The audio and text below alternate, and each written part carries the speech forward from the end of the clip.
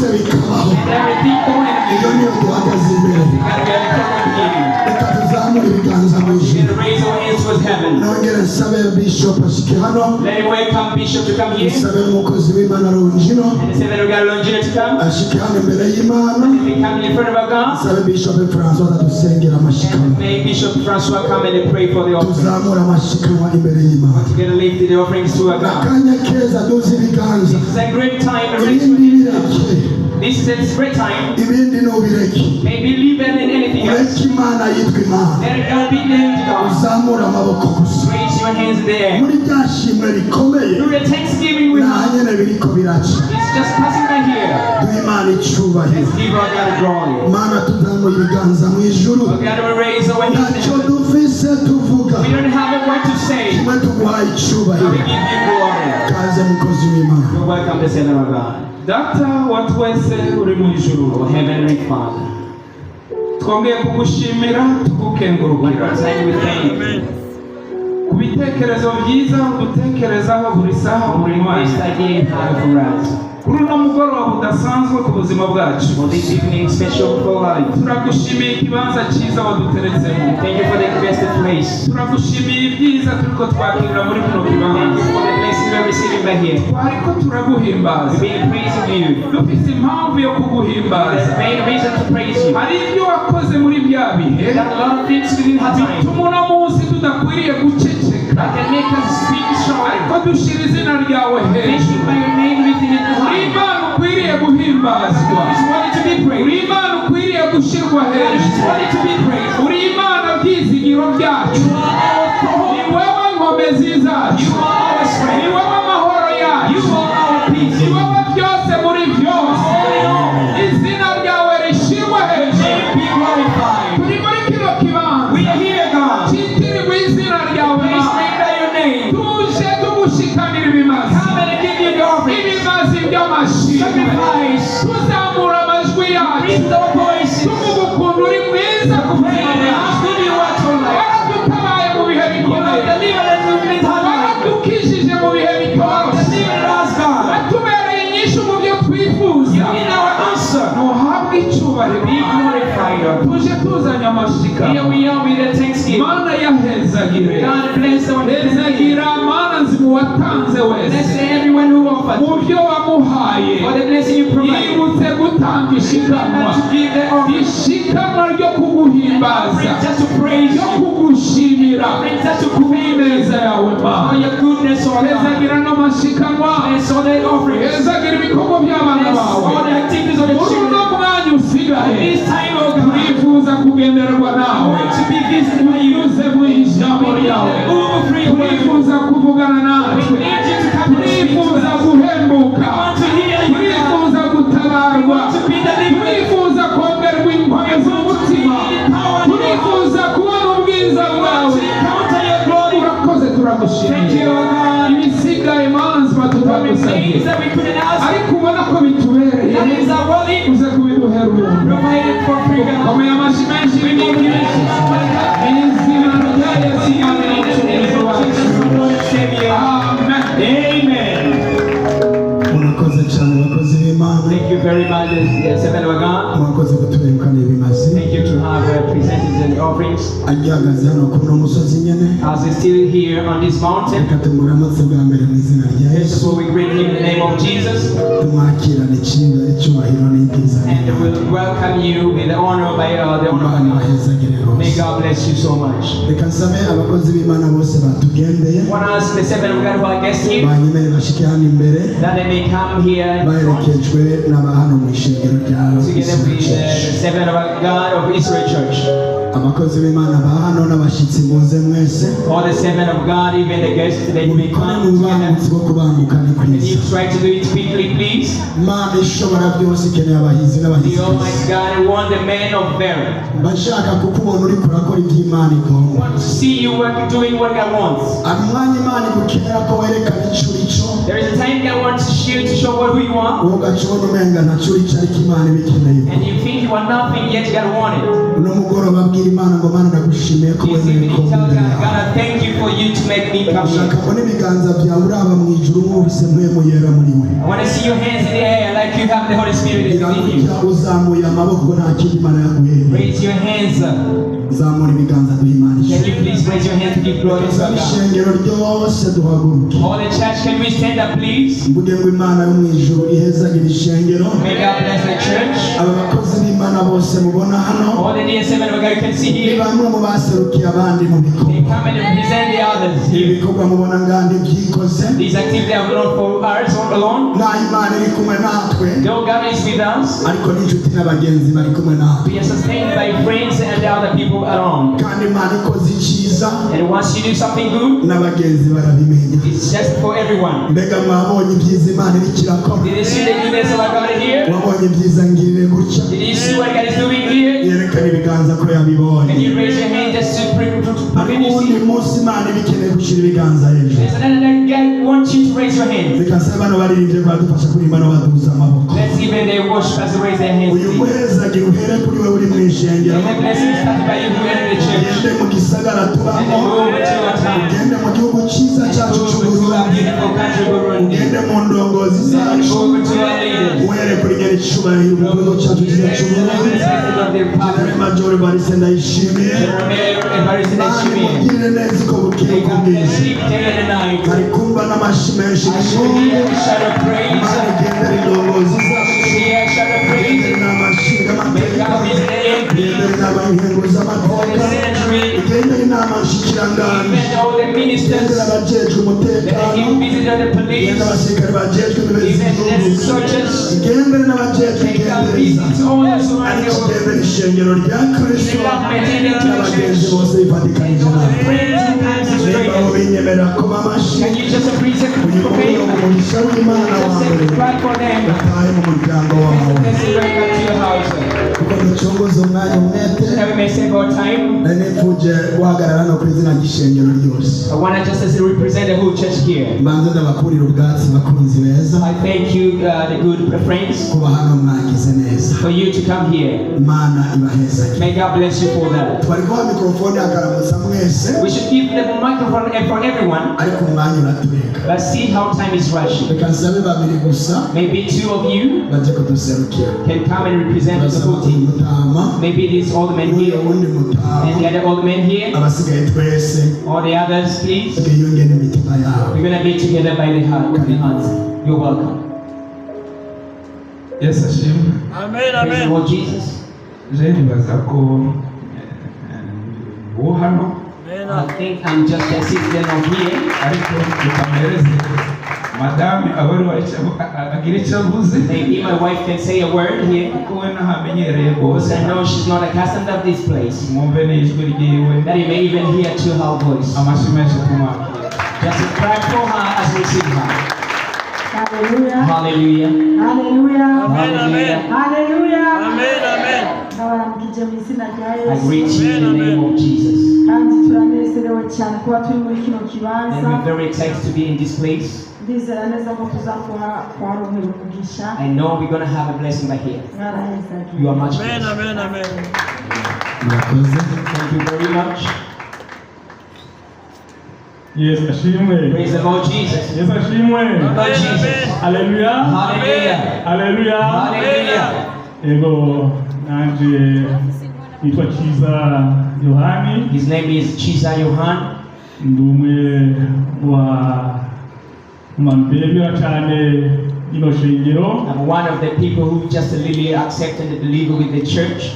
Muri ibikorwa bya misi yose hano hirya gatonya aho hantu hitwa mu Ngagara. I'm just here by in the place called in Gagara. It's where I'm ministering for God. Ni muri iyo nzu nkuru ikora ibikorwa by'igihugu umugabo CNDD.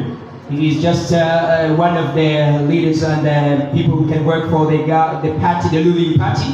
Ariko iri shengero nkaba ndarimo kera bakera But since then, I was one of the church. kuko nturuka mu bice bya ruguru hariya Ngozi. Because I'm from just in the province called Ngozi before. Meze nk'uwatanguranye n'iri shengero. I'm like one of the people who started with the church here.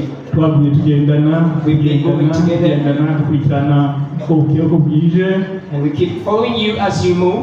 igihe muriko murasengera igihugu When you pray for the country, igihe musengera ibikorwa biriko birakorwa muri kino gihugu when you pray for the activity of the country, niyo tutaronse akanya ko kuza natwe tubakurikirana even though we couldn't get time, we are just following you every time. turabatera intege cyane We really support you. turakenguka cyane And we must thank you. kandi nta nkeka imana iri kumwe namwe There's no doubt God is with you.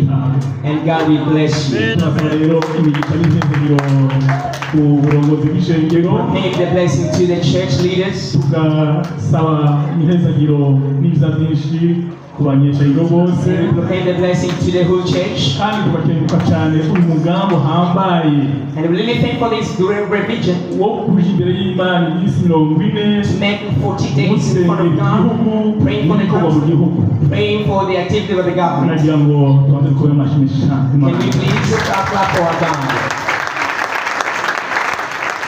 ibi bikorwa birashimwa no mu mahanga All nations can just know what you're doing. kuko niyo tugira abantu niyo tugira ibintu byose igikorwa mbere n'igihugu What is the main thing for everything is the government, that's the country. rero musengera ikintu kigira akamaro musengera ikintu kirifise insiguro yumvikana rero turakengurutse ibi bikorwa dusaba yuko byogenda neza imana izibibemo cyane uhoraho yame muri ibi bikorwa uko bwije maze uko byandi bigenda neza mu bihe byaheze ubu naho bize kugenda neza kurushiriza maze mukabagire neza murakoze. This is a great thing you are doing to bring the country, and may God bless you and may God be with you through the prayer you are going to make. umukozi w'imana twakiriye We'll receive him reka mvuga ntigize mikorofone as I still have the microphone. iwe mutama w'intore rwose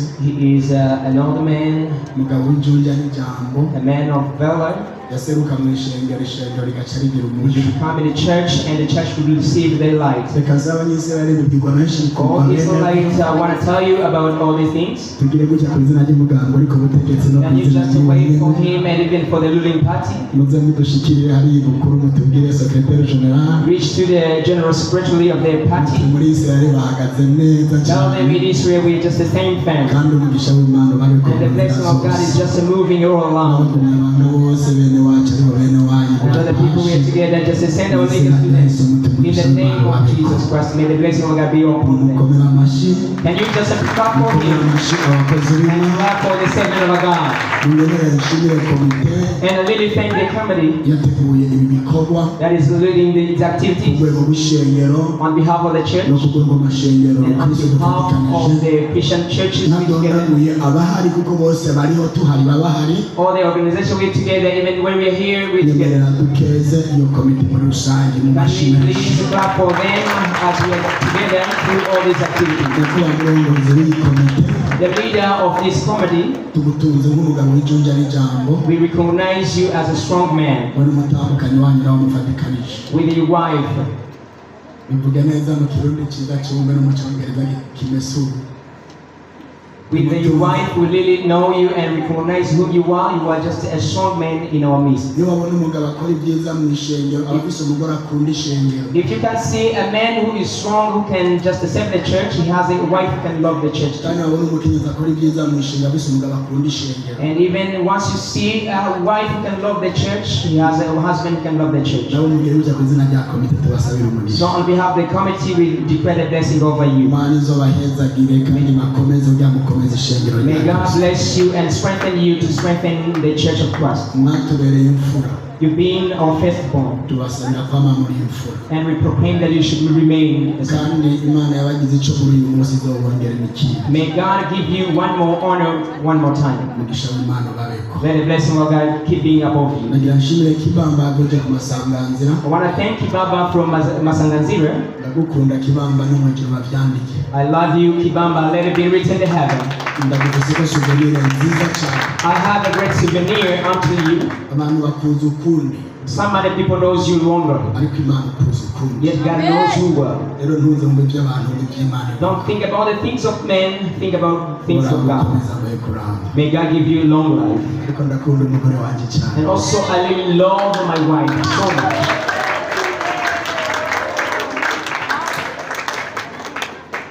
uwo yarambereye umugore mwiza rwose. She's been a beautiful wife unto me. Ibice 90% kw'ijana by'ibyo mubona ngaho bibereye maso. 90% for everything you can see here, she's watchful. Mundambure ko ibiganza mu muhesho. Stretch your hands over her and declare the blessing unto her. Imana imuhezagire mama. May God bless you, Mom. Yakuma inagahora ku ngoma. He will provide you to me, may He empower you. Imana yampaye abana batangora. And you with beautiful children. I can see one of them here. He can come and represent the others. Those who are near, you can come, please. This is my opportunity to say about this. God has given me beautiful children. You can't have a beautiful wife and never have beautiful children. My children are servants of God. This is the third, but he is the leader of all the elders. He is a very good driver. Once he's driving my Jeep car, you can never know he's the one. This is her sister, his sister. But we have in the midst one other boy. And then this is the girl here. May God bless you so much. As they are here, so I'm here. Do you know why am I talking about these things? I can spend 40 days without going back home, yet they may be there for me. They behave themselves like mature men, yet they are still children. Because they know the battle their father and the mother are fighting. So your neighbor, train your children in a good manner that they may be the soldiers in the hard time. They are my soldiers. We thank you, my children. We thank you, may God empower you. Some other boys here, they are just one of them drummers, they can play the guitar. They have known that we are called and we have to serve our God. We thank you very much in front of the church. Every one of you who loves me, please love my children if you love me. It's better for you to hate me, never hate my children, please. Because you never know what they should become. Here they are, all of them. It's wonderful. They are beautiful children, for sure. Some of them are singers, some of them are just playing guitar. Can you proclaim the blessing up to them, please? May God bless you, our children. May the blessing of God keep being above you. Your elder is not here, but it's okay. Why do I say all these things? If I'm a friend of Francois, if I'm not a friend of his family, I'm just a liar. The friendship we have, it cannot throw to his wife. It's not worthy. May God bless you. This is a start. This is what you guys are doing now. Everyone who can do this, you can do it as you can. But I want to tell you the words we are proclaiming here, keep them well. You know, for me to get known with Francois, it was so that I may be a helpful person to their family. Tell your neighbor we are friends so that we may help your family. I want you to tell your friend, please. If you cannot be helpful for his children, you are not helpful for him. I cannot love you and yet hate your children. Tell your friend, if you love me, love my friend. If you cannot do that, you no longer love me. If we are together, can you raise your hands, please? And that's the reason why today, ndumva mu ijuru hugura amarembo akomeye cyane. heaven doors are now opened. mumvugire ngo amena hariya Say ntibamutabire. amen if you are together, not jealous. kamwafushe naho muratubabarira. If you are jealous, I'm very sorry for you. Imana ibuhezagire amashaka. May God bless you, Mama Chantal. ikuhezagire abana banje. As you bless my Imana children, izoguhezagire n'umuryango wawe may wose. God bless you with your family. Hari ibanga rimwe riba mu bikorwa There is a secret through the activity we're doing. kandi reka ndabibabwira igituma ndabivuze. And let me tell you the reason why I'm talking about this. ureka kuvugira abana bawe You cannot talk about your children ukiriho as you still live, bakabavuza ko induru utakiriho. yet they will have a fight at the time you die.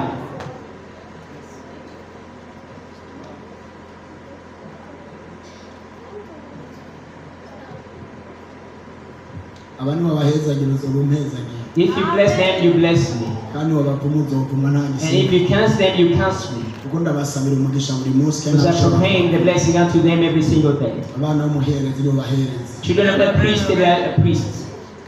mukana mwese. You are all brothers and sisters. abandi banje ndabakunda nanjye ndababwira imbere y'ishimwe. My children, I want to proclaim this. I love you so much in front of the church. I love you. n'abana I know them too, they love me. ikibazo kuba mbere nakize ibiri muzakugira umunsi bajya nk'ababyeyi. Today I give you 200,000.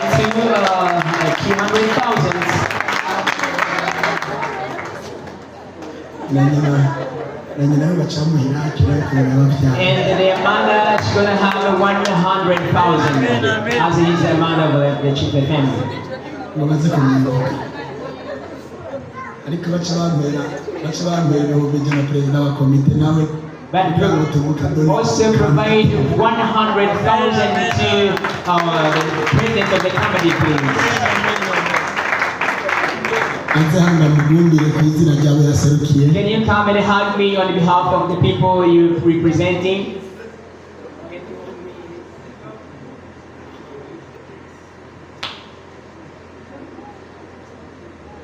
igenda kubwira ngo ndabakunda n'umutima wanjye I want wose. to tell you that I love you with all my heart. bimbarire komite n'abakozi b'Imana mwese muri kumwe. And all the team you are together in your committee. Imana ibahezagire. May God bless you. reka mvuge ikindi kintu gikomeye. Let me say something else. dufite abana benshi mu rusengero I have a lot of children in our church, ariko mu mbare y'amajambo ndayavuga. but permit me to say these things. lazaro mbegariye nkabona nimubona Where is Lazarus? uyu mugabo twabanye imyaka myinshi cyane. This man, we are together for a long time, many years, yanyubashe bikomeye rwose. and he is much great. iyo turiko turagendana As we walk together, umutima wanjye uranezeye. my heart feel rejoicing. igera ngana kuja kure. Can you come please by my side? aba bana ni bene wanyu muravuka ndabegeye. These are your brothers and sisters. aze kumumara ibihumbi 50 nawe. Let them give you 50,000 for today as a part of you. ndabise abandi bana bise mwese ndabakunda naco. I have a lot of children. I love you all. ariko munyemere ndabivuge ko birakenewe. But let me say this. I know it's much worthy. Daniel n'umukenyezi muze hano yo. Daniel and your wife, can you come please? abagabo barambaye hafi n'umugabo. You have been by my side every time.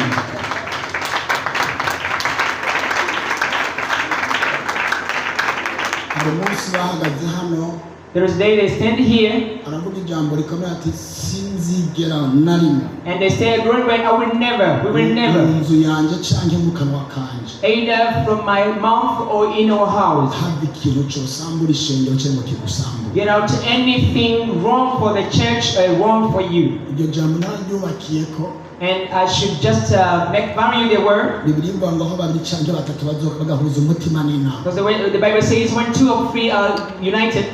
ushobora guca bati ko utavuze twebwe mwenda bavuga buri munsi n'imbere y'Imana ndabavuga. For you, I'm just a proclaiming about you every time in front of our God.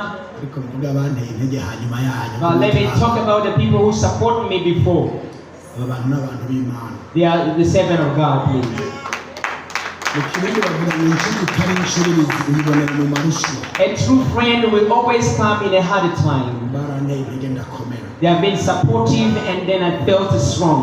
uriko arabyandika mbega tupasari hawe wagenzi yo navuze ko Did you write it down, please, what I'm talking about? karamu ryawe sibyo kureba. Maybe your pen is not well, ni telefone yewe nikora or your phone is not working. ariko ntaco. But it's okay. azi ko bampera ibihumbi amajana. I want you to receive the 200,000. Today, I'm very happy for me to stand by your side. Don't be afraid for when you hear talking wrongly for the church. Jesus said, John came without eating and no drinking. And they said he is demon possessed. And the Son of Man came eating and drinking. Yeah, they say he is a glutton and drunkard. How about you?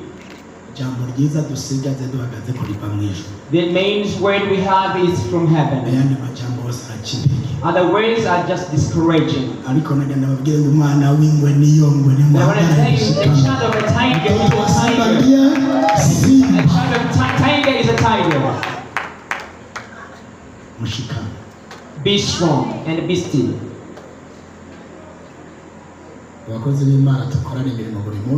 Yes, 7 of God, we were serving the Lord every time. I don't have what to give for you. But they will give you 200,000 too.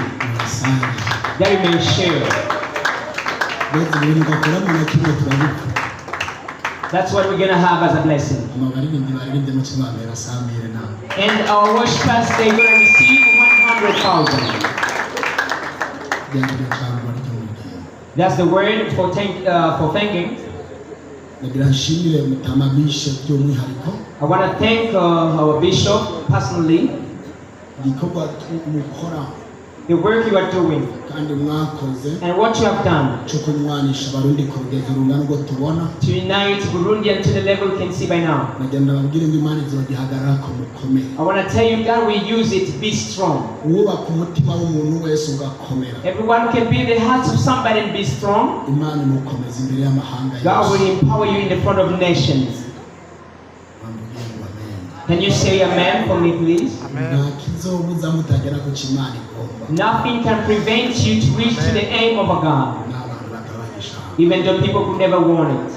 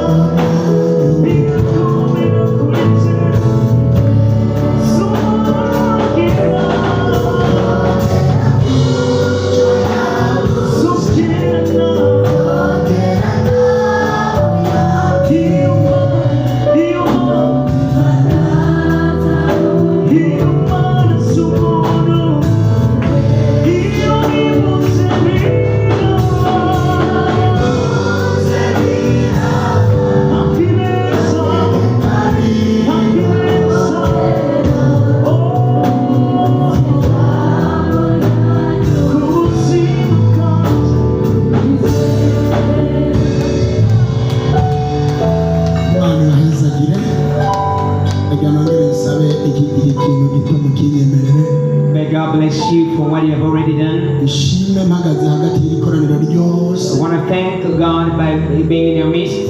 kuba ejo igihugu cyaraturungikiye n'umwanya n'ikibazo cyacu kiza cy'uburundi General Major Evariste Ndayishimiye. Yesterday we got a representative of His Excellency the President of the Republic, General Major Ndayishimiye. niwe yatwugururiye iki gikorane. He's the one who launched this crusade. twarashimiye Imana cyane And we really thank our God. kandi twarakengurukiye n'icyubahiro ngo cyacu kiza cy'uburundi. We must thank God for His Excellency the President of the Republic of Burundi. Let's clap for him. Imana iyo hageze kutugirira neza May God bless him so much. iguha n'abagufata amaboko.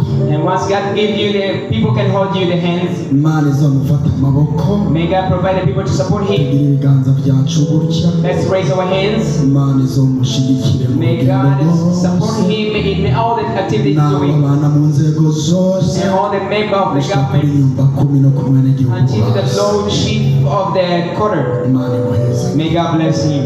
nanjye ndagira ngo ndababwire nti ndabipfurije neza. And I want to tell you, I wish you the goodness of God. Imana izabe gushika ku cyo yavuze May God lead you to what He has spoken for aho you. yababwiye hose. And lead you for where He has told you to go. In the name of Jesus Christ to proclaim this. ubwo rero musubire mu kibanza cyanyu. Now you can go back to your seats. ajya makirita basangaho mwicaye. I know the reward is going to come to where you are. Imana ibaheze. May God bless you.